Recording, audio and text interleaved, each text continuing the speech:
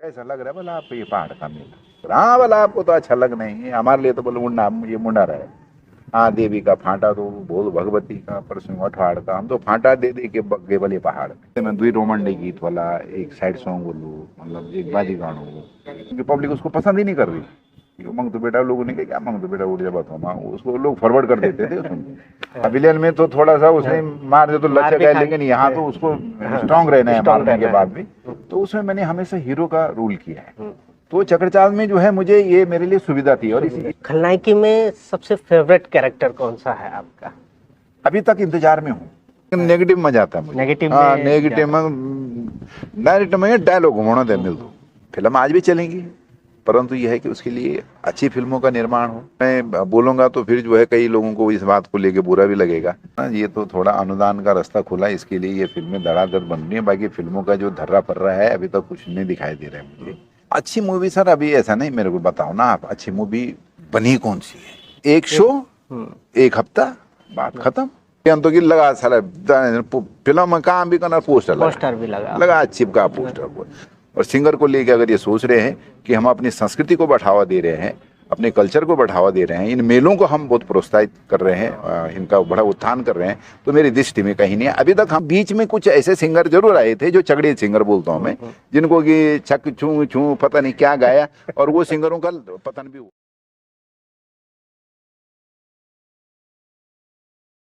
नमस्कार दोस्तों, मैं सुदर्शन कंत्रा हिलवाणी.com में आपका स्वागत करता हूं। आज हमारे साथ उत्तराखंड के वो शख्स हैं जो किसी परिचय के मोहताज नहीं है, चाहे वो खलनायकी हो या नायकी हो, अपने अभिनय से उसमें चार चांद लगा देते हैं। तो आज हमारे साथ उत्तराखंड के सुपरस्टार बलदेव सिंह राणा जी हैं। तो राणा जी से आज हम उनसे जुड़ी कुछ खट्टी मीठी छुई पे बात करेंगे। तो सबसे पहले राणा जी आपका बहुत बहुत स्वागत है हिलवाणी.com में। आपका बहुत बहुत धन्यवाद। हिलवाणी की जब कभी दर्शक छे ना, जब कभी देखदार छे ना, सभी तो मेरे सादर प्रणाम और बहुत बहुत धन्यवाद। आपन जो आज मैं सुनिए आप हमारे जो दर्शक थे ना उनसे रूबरू कराए करोना छन। जब आपसे बात हो रही है तो उत्तराखंड की फिल्म इंडस्ट्री, जिसे फिल्म परिषद जो हमारी है, वो जहन में आता है। तो सबसे पहला सवाल मैं आपसे यही करूंगा कि क्या लगता है कि जो उत्तराखंड की जो पृष्ठभूमि है उससे जुड़ी हुई क्या हम कहानी को मढ़ के क्या लोगों के सामने परोस पा रहे हैं? देखो अभी तक जब तक जो फिल्म बनी ना, जब हम पहले दौर कर देना चाहे 1986 से लगो देना चाहे घर जमाई चक्रचाव बेटी बारी बटोरू, एक ये चरण सिंह चौहान जी था, एक ट्रैक को कहानी को एक ट्रैक बनाया था चौहान जी कि मतलब मैं दुई रोमंडी गीत वाला एक साइड सॉन्ग बोलूँ, मतलब एक बाजी गानू, वो ट्रैक जो है अभी तक चलो को। तो मेरे हिसाब से कहानी पर जो ट्रैक जो सो चेंज करी जाए, और ते खातिर जो पहाड़ से जुड़ी वो कहानी हो, जो वहाँ की वास्तविकता हो, वो पर कुछ फिल्म बनो तो मेरे हिसाब से। हमारे जो पहाड़ में जो फिल्में बनती हैं उनका क्या, जो हमारी भाषाएं हैं, एक कुमाऊनी भाषा है, गढ़वाली भाषा है, जौनसारी भाषा है, कुछ फर्क पड़ता है? इन भाषाओं से कुछ फर्क पड़ता है फिल्म पे? बिल्कुल पड़ रहा है सर। देखो क्या हो क्या रहा है कि जब हम स्क्रिप्ट लिख रहे हैं तो अभी तक जितनी भी अगर इंडस्ट्री की अगर हम बात करें तो गढ़वाली इंडस्ट्री बोला जा सकता है इसको, क्योंकि यहाँ अभी तक जितनी भी फिल्में बनी हैं मोस्टली फिल्में जो है वो गढ़वाली फिल्म बनी। जौनपुर जौनसार में अभी तक कोई फिल्म नहीं बनी है, और कुमाऊं में जो है एक दो फिल्में बनी हैं, एक मेरे हिसाब से एक चेली बनी थी और एक मेघा, दो फिल्मों का निर्माण था। फीचर फिल्मों की बात कर रहा हूँ, बाकी वीडियो फिल्में तो बनी रही। तो मेन प्रॉब्लम वही आ रहा है कि जब स्क्रिप्ट हम लिख रहे हैं तो स्क्रिप्ट में ये ऑडियंस कट रही है, अब उसके लिए जो है ये प्रयास किया जा रहा है कि एक ऐसी स्क्रिप्टों का निर्माण हो, ऐसी स्क्रिप्ट हो जिसको पूरे सब लोग गढ़वाल कुमाऊं और जौनपुर जौनसार के लोग समझ। जैसे आज के दौर में कुछ गाने ऐसे बन रहे हैं जिसमें कि सभी लोग थिरक रहे हैं, चाहे वो गढ़वाली हो, कुमाऊनी हो और चाहे वो जौनसारी हो, वो गाने सभी ऑडियंस को कवर कर रहे हैं। तो इस तरह की फिल्म की हमें बिल्कुल एक जरूरत है। तो सर साथ में जब आपसे मिलते हैं तो एक ही किरदार जो सबसे ज्यादा आपका फेमस है और सबके जहन में जो याद है, मंगतू का किरदार। मंगतू का। काफी साल मूवी के वो बने हुए हो गए, उस किरदार को जो मंगतू का किरदार था, तो वो चक्रचाल जो मूवी थी, तो उस मूवी से जुड़ने की क्या कहानी है, कैसे आप उससे जुड़े, उसमें जो पात्र था मंगतू का, वो कैसे आपके पास पहुंचा वो किरदार? जो दरअसल में क्या था कि मैंने ज़्यादातर ज़्यादा कभी पहली फिल्म करी ना सी खलनायक की भूमिका में करी, चाहे मैंने कौथिक में सुरतुलालो रोल करी, बेटी बारी में शेरू मालदार, फिर ठेकेदार जगत राम बंटवारू में, तो एक्चुअली यही थे। लेकिन ना ये जो ये अपना नरेश खन्ना जी डायरेक्टर था, वो चाहता था कि ये किरदार से नहीं मैं करूँगा इसने मंगतू करेक्टर। तो कई लोग उनसे हुए कि नहीं ना नहीं कर पाएगा, नहीं है इसलिए, तो इसका ज़्यादातर नेगेटिव ही रहा है, तो पॉजिटिव में थोड़ा रिस्क हो जाएगा, ये हो जाएगा। लेकिन फिर जो नरेंद्र कुमार गोसाई जी थे, जो प्रोड्यूसर थे, फिर उन्होंने कहा कि नहीं, ये किरदार जो है बलदेव राणा ही करेगा, और इसके लिए जो है फिर वो नरेश खन्ना जी से फिर उन लोगों की आपसी जो सिलेक्शन टीम होती है उसमें हुआ, तो फिर जो है उन्होंने कहा कि भाई ये करेक्टर जो है आप करिए। तो मतलब खलनायकी के बाद नायकी में आना, मतलब कि क्या एक्सपीरियंस था आपका? खलनायक में ऐसा, खलनायकी में क्या है ना, खलनायकी में बहुत टफ होता है काम करना, क्योंकि खलनायक में क्या होता है, डायलॉग से घूमना पड़ता है और करेक्टर से नहीं, मतलब ते का जो करेक्टर थे को जो बॉडी लैंग्वेज डायलॉग का साथ में थे का हाथ को हाथ को चलना फिरना, ये बहुत बहुत बड़ा कांड कर दे नेगेटिव करेक्टर में। और जो पॉजिटिव करे विलेन का जो हीरो करेक्टर, तो हीरो एक सिंपल जाम करेक्टर है, उसको अपने फेस पे से ये एक्सप्रेशन देना है कि भाई उस किरदार को मैं इस तरह से करूँ। और चक्रचाल में दरअसल में ज़्यादातर वो ये था कि मैं सेकंड लीड में था उसमें, फर्स्ट में तो प्रेम भाई थे, हाँ, तो लेकिन वो उल्टा हो गया, वो फर्स्ट चले गया, वो इस तरह से। क्योंकि उसका जो गाना था मंगतू की मांगण हुए गया, हाँ। वो इतना उस समय का इतना पॉपुलर गाना हुआ, और मुझे लगता है कि आपको उत्तराखंड में एक चमकता हुआ सितारा उस फिल्म ने और उस गाने ने आपको और उभार के रख दिया। वैसे आप पहले भी आपके कैरेक्टर काफी फेमस रहे हैं, लेकिन इस कैरेक्टर ने आपको उत्तराखंड में, मतलब कि पहाड़ के जो पृष्ठभूमि हमारे वहाँ पे उभरता हुआ, मतलब कि और चमका दिया है इसने आपको। उस गाने की भी बड़ी स्टोरी है जी। वो टाइम हुआ तो कैसे जमाना होता, तो चक्रचाल के सभी गाने चल रहे थे, लेकिन जब उस गाने का नंबर आता तो लोग फॉरवर्ड कर देते थे, लोगों को समझ में नहीं आया कि मंग तो बेटा उड़ जा बथोमा, तो वो गाना ऑडियो में हिट हुआ ही नहीं। वो मतलब जो है उसका हम लोगों को ये था कि क्योंकि ऑडियो कैसेट बाहर निकल गए थे पहले, तो वो गाना चल ही नहीं रहा था, क्योंकि पब्लिक उसको पसंद ही नहीं कर रही थी। मंग तो बेटा, लोगों ने कहा क्या मंग तो बेटा उड़ जा बथोमा, उसको लोग फॉरवर्ड कर देते थे उसमें। तो मेरे लिए बहुत बड़ी चैलेंज वाली बात थी कि यार ये गाना तो चला ही नहीं, नेगी भाई साहब ने गाया उस गाने को, लेकिन वो गाना चला ही नहीं कैसेट में। कैसेट में मतलब जीरो रहा, उसका परसेंटेज एकदम जीरो। मतलब ये हम लोगों ने भी ये सोच लिया था कि यार इस पे गाने को तो करना है, लेकिन ये एक बात ये करना है, फौज का है, सिचुएशन पे है तो करना है, बाकी इस गाने को करो ना करो, क्योंकि ये गाना तो वैसे भी जो है फ्लॉप हो चुका है। एक्चुअली फ्लॉप था गाना,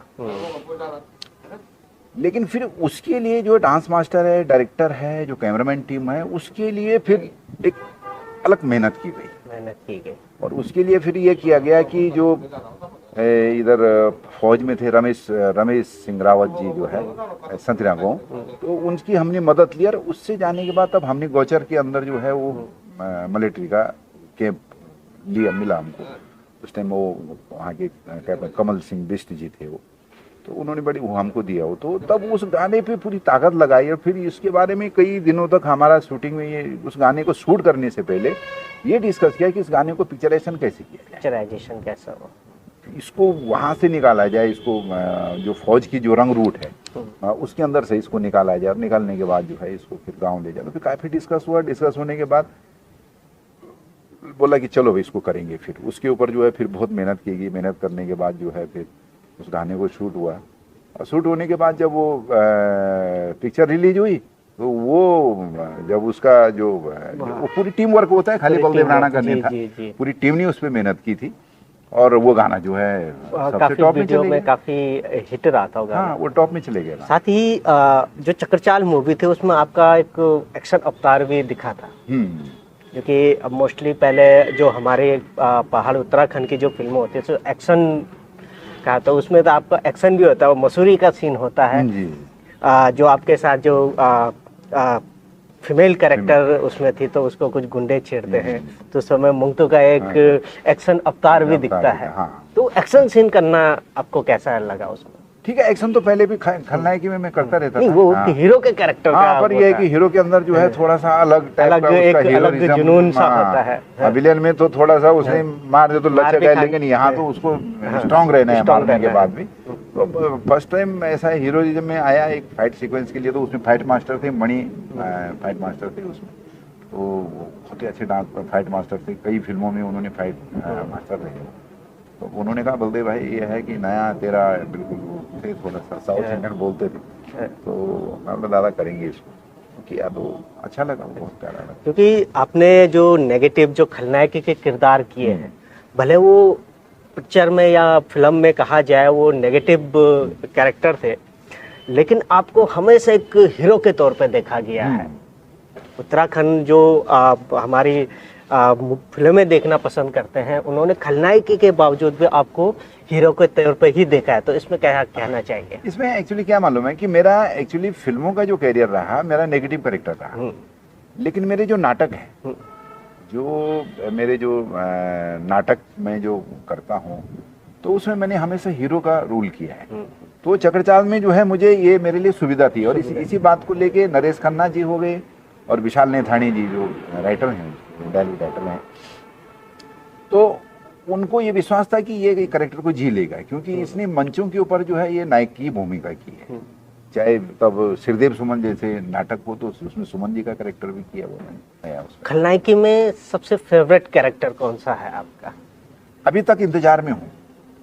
आपका एक मेरे गंगा होली में ओली, हाँ, उसमें कैरेक्टर था काफी, कुछ लोग बोलते थे बड़ा डरावना कैरेक्टर है। हाँ। तो कैरेक्टर आपको कैसा लगता था, और उसका जो सबसे फेवरेट आपका डायलॉग है? डायलॉग उसके बहुत टेढ़े मेढ़े हैं ना डायलॉग। देव प्रसाद सेमवाल जी ने उसके डायलॉग लिखे हैं, जो गरजवाई के राइटर थे जी। तो वो कैरेक्टर ही टचिंग कैरेक्टर था, और उसको प्यार हो जाता है उस लड़की से, तो कई चीज़ें। तो उसमें जब स्क्रिप्ट लिख रहे थे तो सेमवाल जी से उन्होंने कहा मेले में है राणा जी, मेले में मिल रहा है ये। अब ये तो है गांव का है, बड़े उसकी शानो शौकत आलीशान बहुत बढ़िया है, फर्स्ट क्लास, बुलेट में चलता है। हाँ, तो वो लेकिन ये शहर की लड़की से, तो मैं बोला भाई डायलॉग तो लिया करता हूँ, फिर डायलॉग लिखा, तो मैं बोला भाई ये काम कर देंगे, इस डायलॉग को जो है ना हिंदी टोन में बोलेगा।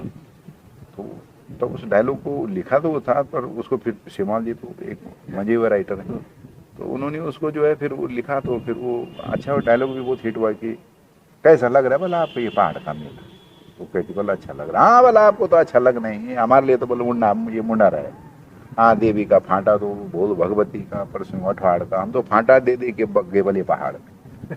पर चलो बोल कोई नहीं, इन खौलों में उन चक्कर में अपने पराए जाते हैं। तो उस कैरेक्टर क्या, उसको वो कैरेक्टर है कि वो उसको ऐसा लगे कि भाई ये बाहर से प्रदेश से आई हुई है, किस वाली है ये, तो ये इसको मतलब अपना एक रुआब भी उसके ऊपर डालने के लिए अपना वो कि वो समझे कि इसको गढ़वाली आती कि नहीं आती है, तो वो उसको हिंदी टोन में जो है हिंदी टोन में प्रेजेंट कर, तो पब्लिक को बहुत अच्छा लगा। बहुत अच्छा कैरेक्टर था वो। साथ ही आपकी एक और मूवी मैंने देखी है जो बंटवारा।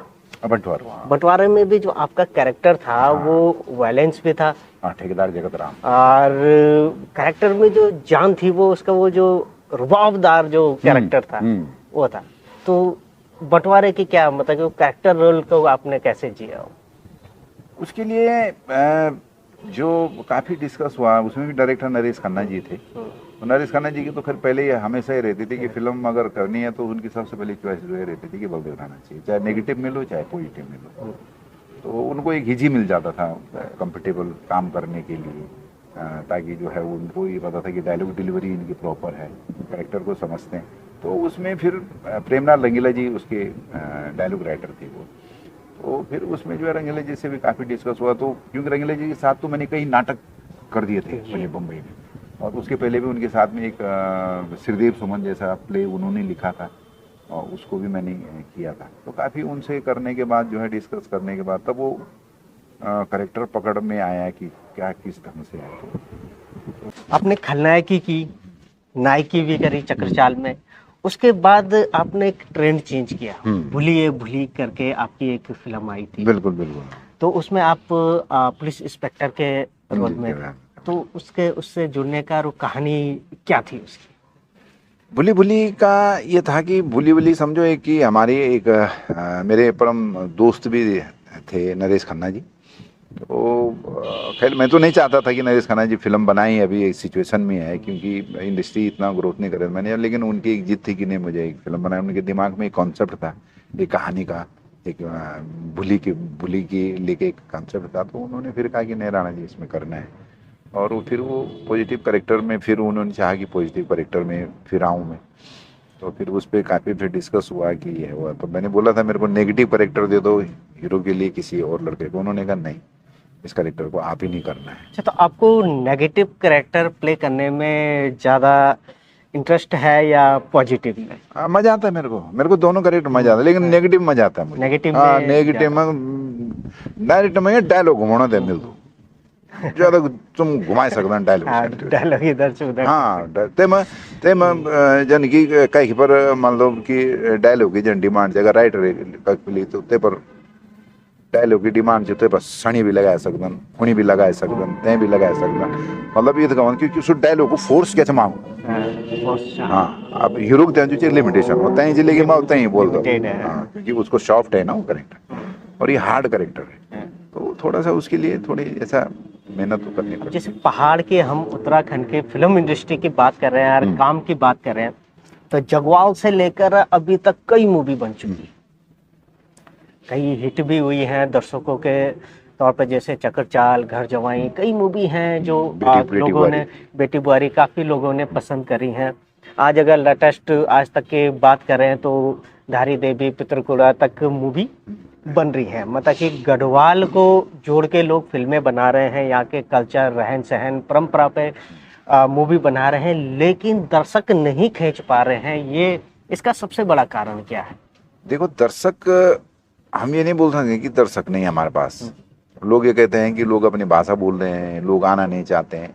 पहली बात है उसके लिए मैटर हो ना। मैटर भाई एक समय था जो बेटी बारी फिल्म थी, हम बेटी बारी फिल्म हुई थी, बनी थी, तो ऋषिकेश में 2 सिनेमा हॉल थे। तो जब ओवर क्राउड हो गया तो तब क्या करना पड़ा, इंकलाब फिल्म थी, इंकलाब फिल्म को उतारा गया और पहले फिल्म बेटी बारी उस थिएटर में लगी और 15 मिनट के बाद इस थिएटर में लगी। 2 महीने तक यहाँ फिल्में चली। अब दर्शकों का ये, अब सबसे बड़ी बात ये कि हमारे पास सिनेमा हॉल का है। हम फिल्म चलने की अगर बात कर रहे हैं तो फिर हमारे पास कहाँ है सिनेमा हॉल? हमारे पास रुद्रप्रयाग सिनेमा हॉल खत्म, श्रीनगर खत्म, पौड़ी खत्म, गौचर खत्म, उत्तरकाशी में 2 सिनेमा हॉल थे, सब खत्म। तो फिल्म चलने का कहाँ ऊपर होगा? और उसके लिए फिर यह है कि फिल्म आज भी चलेंगी, परंतु यह है कि उसके लिए अच्छी फिल्मों का निर्माण हो, अच्छी फिल्में बनेंगी तो चलेंगी। फिल्में तो हमारे पास हैं और कहानी भी अच्छी है, लेकिन जो आपने बताई कि दुविधा सबसे बड़ी हमारी ये है कि पहाड़ में सिनेमा हॉल नहीं है। बिल्कुल। अगर हम, जो कि हमारा जो भाषा जो जानते हैं, जो इस भाषा से ज़्यादा जुड़े हुए हैं, वो पहाड़ है। बिल्कुल। अब पहाड़ में अगर हम टिहरी की बात करें या श्रीनगर की बात करें, पौड़ी की बात करें, रुद्रप्रयाग, चमोली की बात करें, तो वहाँ पे हमारे पास हॉल नहीं है। बिल्कुल। तो हॉल का भी एक मुद्दा है जिससे कि हम अपने दर्शक को खींच नहीं पा रहे हैं। देहरादून में लोग उतने पहुंच नहीं रहे हैं, क्योंकि मैं 1-2 मूवी में गया तो लोग बुला रहे हैं कि मूवी में एक क्राउड हो, तो वो हमें भी एक बुरा लगता है कि हम अपनी ही भाषा की फिल्मों को डिनाई कर रहे हैं या उनसे दूर भाग रहे हैं। नहीं अब ऐसा ना सर, अब जितनी फिल्में बनी है, एक बात बोल रहा हूँ, पहले एक बात बोल, मेरे से भाई किसी पत्रकार ने कुछ दिन पहले पूछा था कि राणा जी पहले की फिल्मों और आपकी फिल्मों में फर्क क्या है? मेरे तो अभी ये संस्कार फिल्म है, इसमें मेरी सेकंड पारी है ये जो अभी फिल्म बन रही है। मैंने तो कई फिल्मों को ना बोला कि इनकी स्क्रिप्टें देख करके मैंने ना कहा कि मैं नहीं करता हूँ। सबसे बड़ी बात यह है कि जो फिल्म अच्छी बने, उसकी कास्टिंग प्रॉपर हो, उसका संगीत बरोबर हो, उसका म्यूजिक बरोबर हो, उसको आज की डेट में जितनी फिल्में बन रही है, क्या है उनका संगीत? पहले जो है कितना जितनी फिल्में थी बनी है उनका संगीत ही पहले एकदम संगीत उछाल ही मार देता था, उछाल मार देता था। और फिर फिल्म में आर्टिस्टों अपना कमाल करते थे तो फिल्म चल जाती थी। आज की डेट में सबसे बड़ी समस्या ये है सर कि हमारे इस इंडस्ट्री में एक अच्छा उद्योगपति नहीं आ रहा है, नहीं आता। हमें उसका इंतजार है। नहीं तो इसका जो बिजनेस है ना, इसका बिजनेस का पूरा प्रारूप है हमारे पास कि इसका बिजनेस होगा कैसे, इसकी इस फिल्में चलेंगी कैसे। मान लो कोई फिल्म पे पैसा लगा रहा है, 50-60 लाख रुपए उसने लगा दिया, उसका 60 लाख ही नहीं निकला तो 30 में नहीं निकला। क्यों बनाएगा वो? और अब तो इतना हीजी कर दिया कि उस पीरियड की जब वो फिल्में थी तो उन पे तो कुछ भी नहीं था, सरकार का कोई योगदान नहीं था। कोई योगदान नहीं था। हाँ, तो जो त्रिवेंद्र रावत जी ने जो एक रास्ता खोला है फिल्मों को अनुदान देने का, और उसके ऊपर जो है अभी धामी जी भी उस पर लगातार काम कर रहे हैं, तो वो जो अनुदान की जो राशि है वो कितनी हेल्पफुल बन रही है प्रोड्यूसर के लिए। लेकिन फिर भी मैं ये कह रहा हूं कि अनुदान अपनी जगह पे है, लेकिन फिल्म किस ढंग से चलेगी, किस तरीके से चलेगी, उसके लिए पहले सही फाइनेंसर तो आए। सही फाइनेंसर। सर साथ में एक चीज और आती है कि यहाँ पे जो प्रोफेशनल कलाकार हैं, लोग उन्हें छोड़ के जो नए हैं उन्हें ज्यादा तवज्जो देते हैं, ऐसा क्यों? देखो उसमें कई चीजें हैं सर, उसमें अभी ऐसा ना, उसमें मैं बोलूंगा तो फिर जो है कई लोगों को इस बात को लेके बुरा भी लगेगा। तो जो प्रोफेशनल कलाकार होते हैं उन्हें ना लेके, या अपने परिचित को, या कोई सिस्टर हो, परिवार से हो, या कोई अपना भाई हो, उससे लेके एक तो समस्या ये आती है। सब नहीं है उसमें, सब लोग नहीं है, कुछ लोगों का ऐसा और है। एक दूसरी समस्या ये आती है, हर कोई चाहता है कि वो फिल्म बनाए, हर कोई चाहता है कि वो कलाकार बने, तो इससे भी कुछ फर्क पड़ रहा है इंडस्ट्री में? देखो इसे कुछ नहीं हो रहा है अभी तक तो ये है सर ना, ये तो थोड़ा अनुदान का रास्ता खुला, इसके लिए ये फिल्में धड़ाधड़ बन रही है। बाकी फिल्मों का जो धर्रा पड़ रहा है अभी तक कुछ नहीं दिखाई दे रहा है मुझे। लेकिन ये जो है कि चलो भाई चलो फ्री के आर्टिस्ट मिल जाएं या फ्री का ये मिल जाए, ये कई लोग ऐसी इस तरह की फिल्म बना रहे हैं यहाँ पर। लेकिन अभी जैसे इन्होंने अभी फिल्म बनाई, PR फिल्म्स वाले हैं, प्रेम भाई और राजेंद्र भट्ट जी हैं, तो उन्होंने पूरा प्रोफेशनल ढंग से काम कर रहे हैं। पूरा जो उनकी कास्टिंग है, जो उनके जो डायरेक्टर है, वो जो डायरेक्टर हैं ब्रिज भाई और नेगी जी, तो वो बराबर उन्होंने कास्टिंग देखी है कि भाई इस कैरेक्टर के लिए कौन सा कैरेक्टर बैठेगा, तो वो लोगों ने एक लेकिन इस तरह की सिचुएशन होने से जो अच्छी मूवी हमारी बनती हैं वो दब जाती हैं कहीं ना कहीं, ऐसा नहीं लगता आपको? अच्छी मूवी सर अभी ऐसा नहीं, मेरे को बताओ ना आप, अच्छी मूवी बनी कौन सी है? अच्छी मूवी का टाइम था वो घर जमाई, चक्रचाल, बेटी बारी, बंटवारू, ये सुबेरो घाम थी, सुबेरो घाम में एक फिल्म थी। ये दौर था जहाँ जो है एक सिनेमा हॉल के अंदर जो है 2-2, 3-3 महीना जो है देहरादून में फिल्म टिकी रहती थी, 4 शो एक दिन में, 4 शो, और 1.5, 2 महीना जो है फिल्म टंकी रहती थी। आप कल्पना, और आज के दिन जो है 1 शो 1 हफ्ता, बात खत्म। उस टाइम दर्शक कहां से आते थे? और अब तो दर्शकों को और आना चाहिए था, क्योंकि अब तो पूरा गढ़वाल जो चाहिए देहरादून इसके से गई, अब तो परसेंटेज बढ़ी चैन दो। लेकिन सबसे पहली बात है कि पब्लिक के सामने परोस क्या रहे। हम आलसी भंडारी नाटक करते हैं, उसी ऑडियंस को देखिए ना, उसमें कहां से आ रही ऑडियंस? बन्नोई स्कूल में हमने कार्यक्रम किया, बन्नोई स्कूल में जो है 200, 300, 500, 1000, 5000 के टिकट लगे। साले यार कैसे आगे लोग देखने के लिए भाई? तो दर्शक को हम कैसे बोल देंगे कि दर्शक नहीं है? दर्शक है, लेकिन दर्शक को पता है कि अंदर परोसा क्या जा रहा।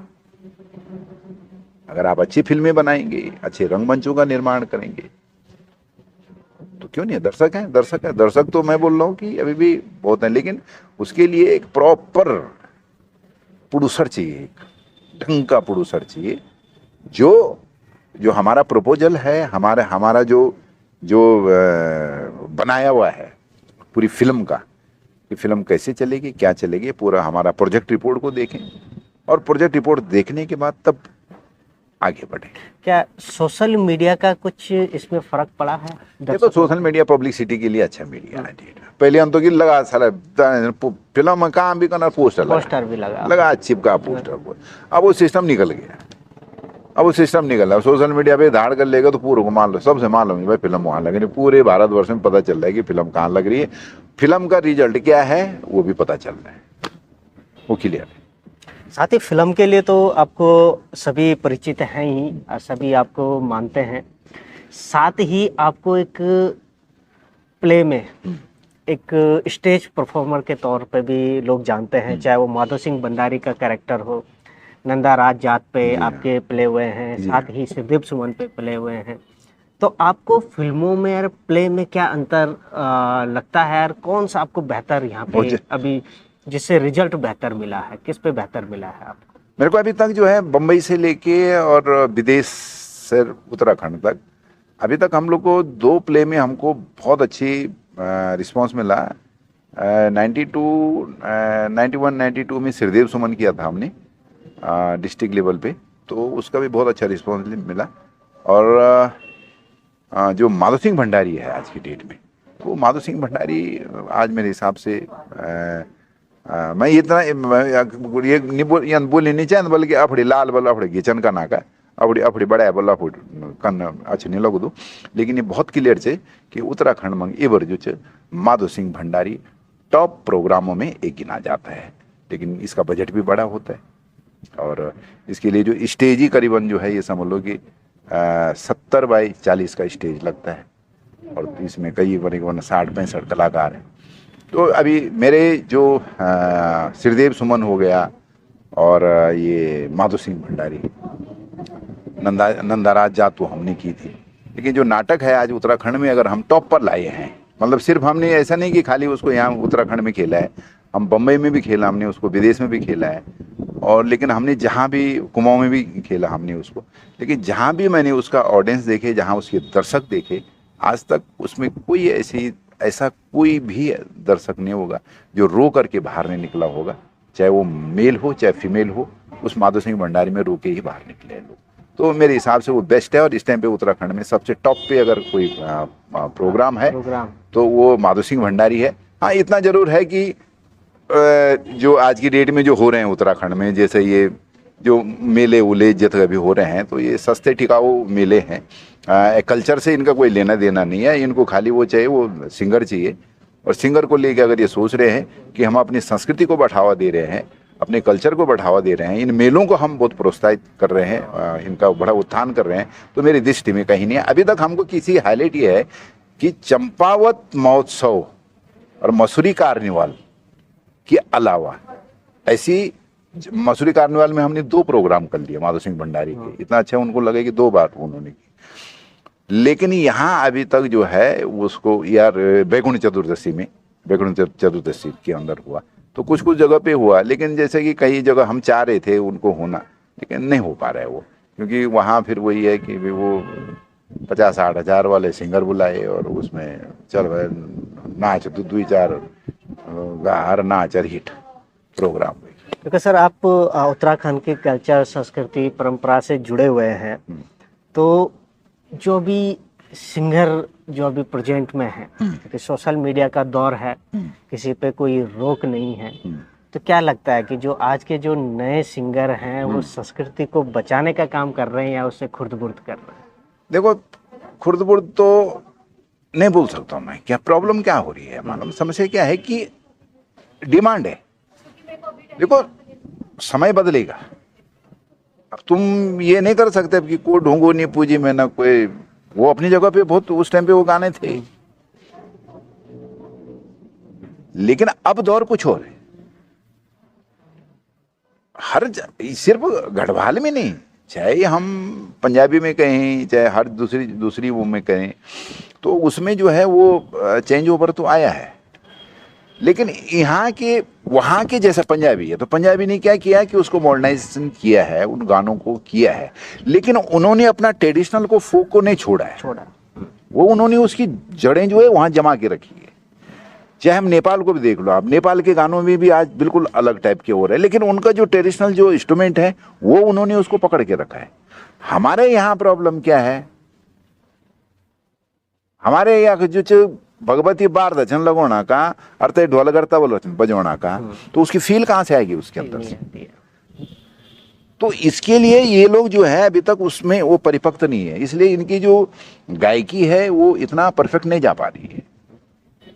ये जब तक उस जो हमारी जो जड़ें हैं, जो हमारा ओरिजिनल जो हमारा फोक है उसे आप गाना कुछ ही बनाओ ना सर, आप कुछ ही बनाओ गाना, लेकिन उसका जो रिदम है वो फील आ जाना चाहिए कि यार ये पहाड़ीपन है इसके अंदर, पहाड़ीपन है ना। बाकी ये है कि बीच में कुछ ऐसे सिंगर जरूर आए थे जो चगड़े सिंगर बोलता हूँ मैं, जिनको कि छक छू छू पता नहीं क्या गाया, और वो सिंगरों का पतन भी हुआ है उनका, क्योंकि पब्लिक इतनी बेखूब नहीं है। पब्लिक ठीक है जहां तक है, वो पब्लिक समझती है ना, तो पब्लिक फिर उठाती है तो वो गड़बड़ती अनशन के फिर चढ़ जा वहां छोड़ दो तो तब कमर है भी वो ना टुकड़ा। लेकिन बलदेव राणा को कौन सा दौर बेहतर लगता था, ऑडियो कैसेट का या आज सोशल मीडिया का? कैसेट का मुझे एक ही जैसा लगता सर। मुझे अब पहले ये था कि पहले कोई कैसेट है तो उसको खरीदने जाओ भाई, अब खरीदना नहीं, अब तो यहीं पर आ जाओ भाई, कट आपका यहाँ भी रहा है, पैसे तो यहाँ भी कट रहे हैं, आपका पैसा तो आपका यहाँ भी कट रहे हैं।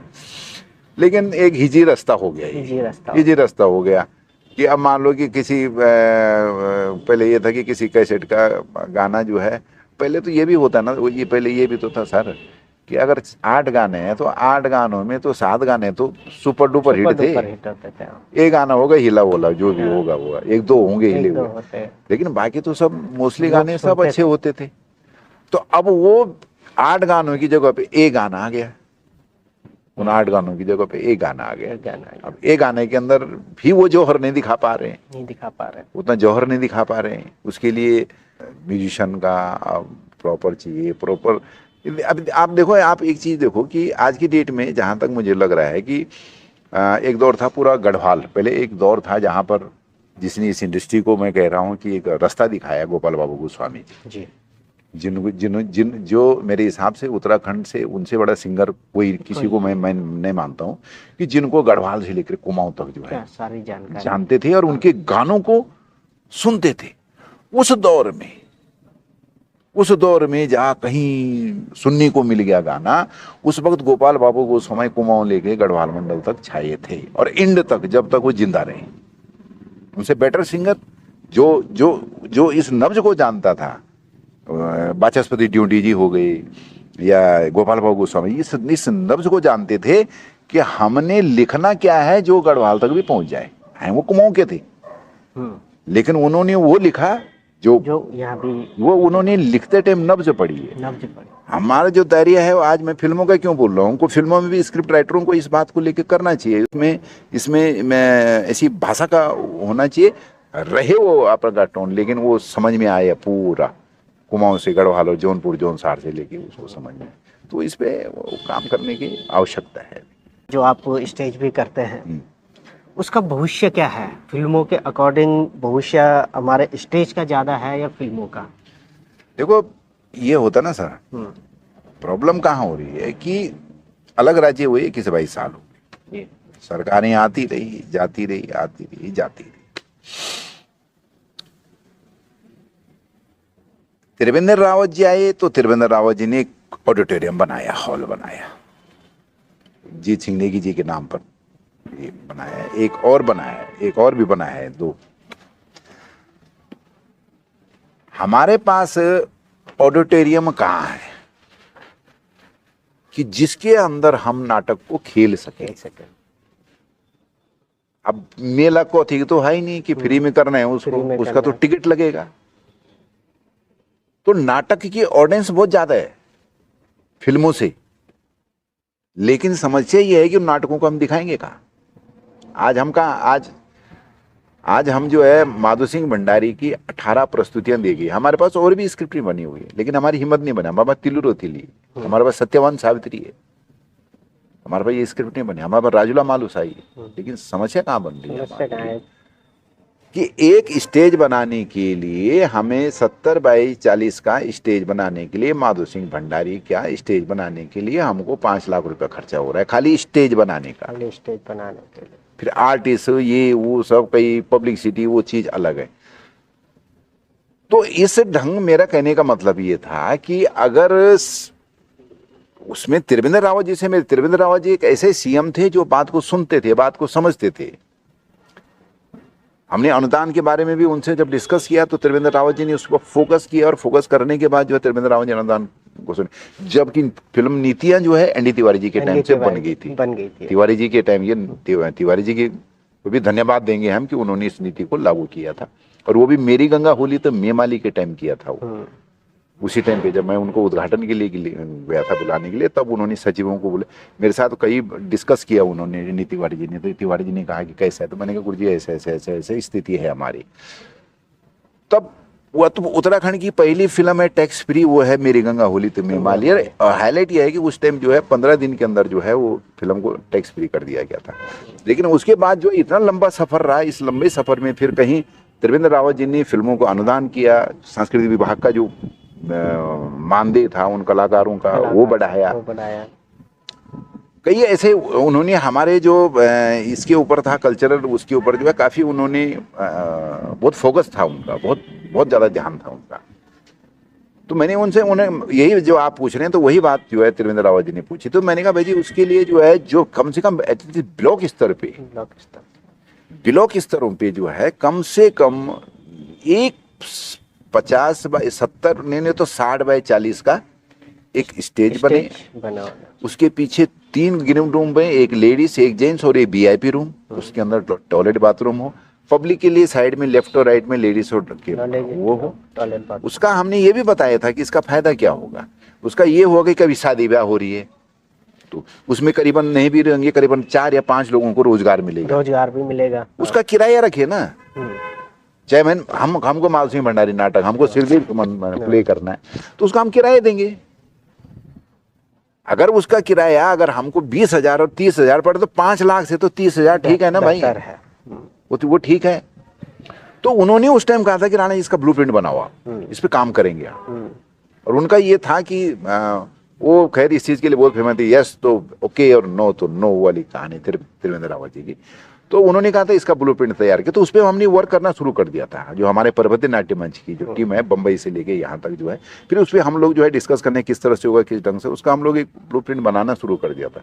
लेकिन तब तक जो है वो, साथ ही उत्तराखंड सरकार ने उत्तराखंड कल्चरल सेंटर बनाया है, तो उसमें भी ये सुविधा नहीं है जो गढ़ी कैंट देहरादून, जो गढ़ी कैंट, हाँ वहाँ पर है ना। पर अब एक मिनट, अब देहरादून के अंदर ही थोड़ी नाटक होगा साहब, ऋषिकेश में करना है।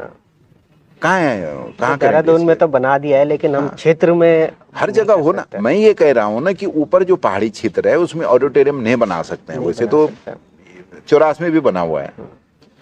मेरा कहने का मतलब ये है कि ब्लॉक स्तरों पे 70 फीट बाय 40 फीट का एक मंच होना बन जाए, ताकि जो है उसमें फिर कई तरह की काम हो सकते हैं। चाहे स्कूलों की प्रतियोगिता कराएं, चाहे कल्चरल एक्टिविटी कराएं, नाटक। अब नाटक मेरे को पिछली बार जो है जौनपुर के राणा जी हैं, उन्होंने कहा राणा जी हमारे बच्चों को आपने नाटक सिखाया। नाटक सिखाना तुम्हारे स्टेज कहाँ है?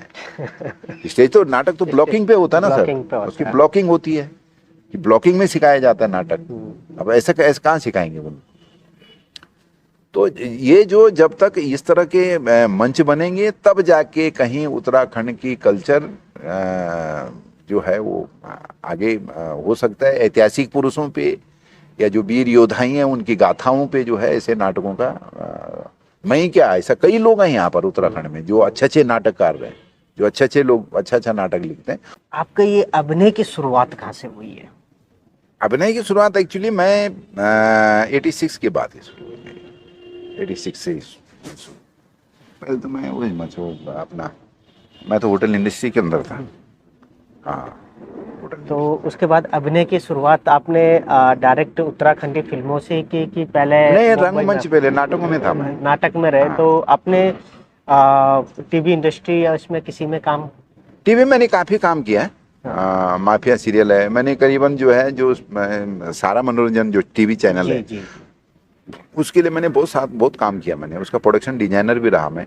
फिर उसके बाद जो है फिर एकता कपूर जी ने मुझे बुलाया था जिस टाइम उनके वो सीरियल चल रहे थे। तो एकता जी ने कहा था कि ऐसे 1-2 सीरियल को, क्योंकि जो हमारे बॉस थे वो एकता कपूर थे, तो उन्होंने कहा यार ये बहुत अच्छा कंट्रोलिंग कर रहा है, ये डिजाइनिंग बहुत अच्छा कर रहा है, तो तब एकता जी ने भी बुलाया था मेरे को, लेकिन एकता जी से बात नहीं पड़ी क्योंकि उनका थोड़ा सा स्टाइल अलग है, फिर हमारा स्टाइल फिर अलग है, तो वो नहीं जम पाया। क्योंकि एकता जी को हाँ। मतलब कि एक रूड पर्सन के हाँ तौर पे हाँ जाना जाता है। वो है भी ठीक, तभी वो काम भी ले रहे, लेकिन नहीं जमा उनके साथ में। उन्होंने कहा कि आपको डेली ऑफिस आना पड़ेगा और शूट पे भी जाना है। तो मैंने कहा शूट पे तो जाएंगे मैंने, लेकिन डेली ऑफिस में नहीं जा। डेली ऑफिस में तो मैंने कहा जहाँ काम करता हूँ वहाँ भी नहीं जाता हूँ मैं, वहाँ भी नहीं जाता हूँ मैं। आपका जो वर्क है उसको प्रॉपर चैनल से होगा, प्रॉपर ढंग से होगा, उस तरीके से होगा, लेकिन ऐसा नहीं कि शूटिंग के बाद हाजिरी देनी आए तुम्हारे पास। यहाँ मॉर्निंग में तुम्हारे पास हाजिरी देनी है, जितने टाइम में तुम्हारे पास हाजिरी देना उतने में तो मैं वहाँ सेट पे जाके जो है पूरा सिस्टम ठीक कर दूंगा। तो इतना टाइम नहीं होनी, तो नहीं जमी उनके साथ बात। तो बलदेव राणा ने क्या बचपन से ही सोचा था कि अभिनय में जाना है, ना, कि ना, ये एक ना, रास्ता आगे निकल आ गया ना, कि ना, अभिनय में? ना, मैं एक्चुअली क्या हो गया कि मैं आईटीसी ग्रुप में था, जो वेलकम ग्रुप है। उस टाइम पे मेरे हिसाब से 112 होटल थे पूरे वर्ल्ड में इनके। तो मैं यूनियन लीडर बन गया, अध्यक्ष बन गया मैं। फिर लीडरशिप अच्छी रही मेरी, लीडरशिप चले, तो लीडरशिप में कई ऐसे हो गए कि बाद में मेरे को छोड़ना पड़ा। तो उसके बाद जो है फिर मुझे ब्लैक लिस्टेड किया गया कि किसी 5 स्टार होटल में नौकरी नहीं कर सकता है, क्योंकि बहुत बड़ा इशू कर दिया था मैंने। मैं एक्चुअली पूरे जितने भारतवर्ष के जितने 5 स्टार होटल है उनका एक यूनियन बनाने के मूड में था। यूनियन बनाने, तो उसके लिए पूरे भारत की जितनी भी जो मैनेजमेंट है, जितने भी ग्रुप है, वो एक फिर उन्होंने फिर दिल्ली अशोका के अंदर जो है एक मीटिंग की और उन्होंने कहा इससे वो डेंजर है। मेरा तो मतलब ये था कि डेंजर ऐसे दूर रखो। हाँ, मतलब मेरी उस टाइम ये था कि इसको उड़ा भी दो करके। मतलब होटल इंडस्ट्री ने आपको एक विलन का खिताब दे दिया कि ये विलन का खिताब, होटल इंडस्ट्री के लिए विलन है, लेकिन फिर आप जब पहाड़ी फिल्मों में जुड़े तो वहाँ एक खलनायकी में लेकिन वहाँ मैंने मील का पत्थर तय किया। लेकिन वहाँ जो होटल इंडस्ट्री के अंदर जो लोग हैं और होटल इंडस्ट्री में जिनके बाप दादा आज भी उनकी औलादें कर रही हैं होटल इंडस्ट्री के अंदर काम, तो वो भली भांति जान सकते हैं कि मैं उनका हीरो था। क्योंकि मैंने जो जो स्टाफ के लिए, वर्कर के लिए जो काम किया था, तो वो जानते हैं आज की डेट में। और वो लोग जो है चर्चा करते हैं मेरे बारे में, अब अपने जो मेरे उस टाइम के जो उस दौर के जो होटल इंडस्ट्री के लोग हैं, तो मेरी ऑडियंस का परसेंटेज भी वो इसलिए काफ़ी वो है थोड़ा सा, क्योंकि होटल इंडस्ट्री बहुत बड़ी काउंट करती है मेरे साथ में। क्योंकि मेरे नाटकों से लेके और फिल्मों का जो है होटल इंडस्ट्री का बहुत बड़ा योगदान रहा है। तो उसमें जो है वो लोग भी आज भी चर्चा करते हैं कि ये हमारे यूनिट लीडर थे, इन्होंने ऐसा किया, इसको इस तरह से किया, इस तरह ये चाहे तो। मैंने तो अब्रॉड में रहना था, मेरे को इतनी बड़ी फैसिलिटी दी गई थी, लेकिन मैंने किसी एग्रीमेंट पे साइन नहीं किया था। तो हाँ, तो उसके बाद जब फिर मैं छोटे मोटे होटल में नौकरी लगने लग गया, तब भिलंग नवयुवक संघ करके एक भिलंग की संस्था थी, उन्होंने फिर एक नाटक कर रहे थे, उन्होंने कहा एक अश्वपति राजा का रोल कर दो, जबकि मैं उस टाइम सत्यवान के लायक था। तो उस टाइम बताइए, इंडस्ट्री में भी और अपनी लाइफ में काफी उतार चढ़ाव रहे। हाँ, काफी रहे ऐसा, लेकिन कुछ फर्क नहीं रहा जीवन में। चलो साला क्या देख लेंगे, फर्क क्या, कभी कुछ नहीं है, कभी कुछ नहीं रहा किसी भी चीज पे। यूनियन भी रही तो यूनियन भी टॉप पे काम किया, टॉप पे ही काम किया। हाँ, टॉप पे काम किया है। मतलब इस तरह से मैनेजमेंट के सामने कभी झुक के नहीं रहे यार, इस तरह से नहीं। हाँ, जो न्याय है उसके प्रति लड़ते रहे। और इसी इंडस्ट्री में भी नाटकों में भी रहा, तो नाटकों में ये रहा कि उस टाइम में होटल लाइन, तो तब तक ये भिलंग नव सोनू गोसाई जी है, उन्होंने मुझे कहा ऐसे ऐसे रूल। अरे मैंने कहा मुझे आता नहीं है, तो मेरा पाँव ऐसा करते थे ये लोग, ऐसा पकड़ के कराते थे, तो वो कर दिया, तो वो नाटक हो गया हाउसफुल। तो उन्होंने कहा बलदेव भाई जो है अब नाटकों में चले गए। उसके बाद जो है फिर नाटकों का, बम्बई में नाटकों का दौर बहुत तेजी से चला, बहुत तेजी चला, क्योंकि फिर कुंदन सिंह नेगी जी आ गए थे नाटकों के अंदर। फिर इतने नाटक होने लगे थे, कुछ अपना प्रेमलाल रंगेला जी हो गए, विशाल नेथानी जी हो गए, ये लोग कई जो है नाटकों के अंदर घुस गए थे, और उसमें भी नाटक होने लगे थे बहुत ज़्यादा। तो तब जो है मैं एक कर रहा था, चरण सिंह चौहान जी आए थे उस नाटक को देखने के लिए। कुंदन सिंह नेगी जी का नाटक था अब जैसे न तुली भागवान गुआरी, उस नाटक को देखने आ गए थे।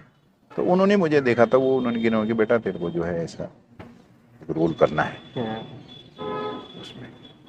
अरे मैं बोला फिल्म, लेकिन नहीं था ऐसा कि मतलब ऐसा कुछ नहीं था कि सोचा कि मुझे फिल्मों में जाना, उस समय उतना क्रेज भी नहीं था। लोग अपनी रोजी रोटी के लिए ही भागा दौड़ी भागा कर रहे थे।